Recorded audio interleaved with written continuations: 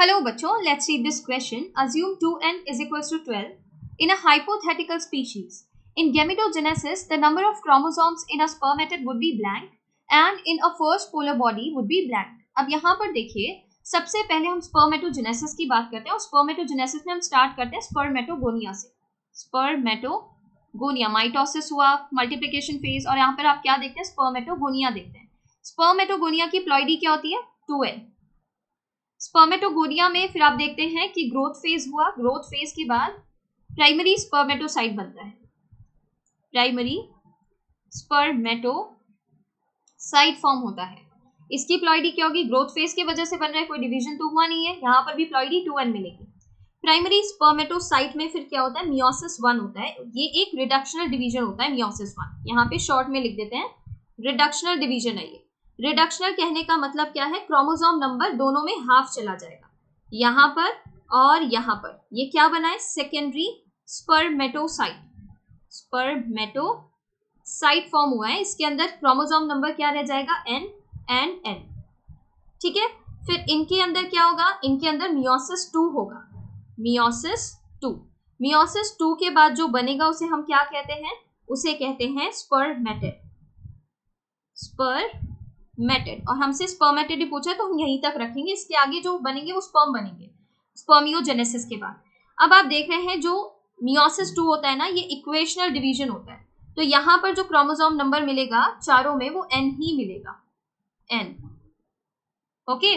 तो स्पर्मेटिड में अगर हम देखें क्या क्रोमोसोम बनेगा, यहाँ 2n इज इक्वल्स टू, आपने पढ़ा था 2n इज इक्वल्स टू 12. तो n अगर हमें निकालना है, n क्या हो जाएगा, 12/2 और क्या आ जाएगा, 6. तो यहाँ पर स्पर्मेटिड में क्रोमोसोम नंबर क्या हो जाएगा, 6. क्लियर है. अब हम बात करते हैं पोलर बॉडी कहाँ बनती है, oogenesis में बनती है. oogenesis हम स्टार्ट करते हैं oogonia से. oogonia में प्लॉइडी क्या है, 2n. फिर ग्रोथ फेज के हेल्प से वाइटेलोजेनेसिस के वजह से जो ग्रोथ होती है उससे बनता है प्राइमरी oocyte. प्राइमरी oocyte बन गया. प्राइमरी oocyte में प्लॉइडी क्या होगी, 2n. फिर प्राइमरी oocyte में मियोसिस 1 होता है जो कि एक रिडक्शनल डिवीजन है. वैसे तो आप जानते हैं अरेस्ट हो जाते हैं, बट अभी हम अरेस्ट की बात नहीं करेंगे, अभी हम बताएंगे आपको कि क्या होता है.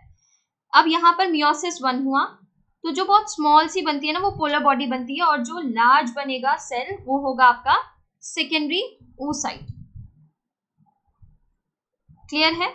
यहाँ पर आप देखते हैं जो क्रोमोसोम है उसका तो इक्वल डिवीजन होगा. ठीक है, यहाँ पर n आ जाएगा और यहाँ पर n आ जाएगा. बट जो साइटोप्लाज्म होता है ना उसका डिस्ट्रीब्यूशन अनइक्वल होता है, क्योंकि पोलर बॉडी में जो साइटोप्लाज्म जाएगा वो तो लॉसी है ना, उसका तो लॉस्ट ही हो जाना, उसे तो लॉस्ट ही हो जाना है. यहाँ पे उसका कोई यूज नहीं है क्योंकि ये पोलर बॉडी कुछ नहीं बना रही है.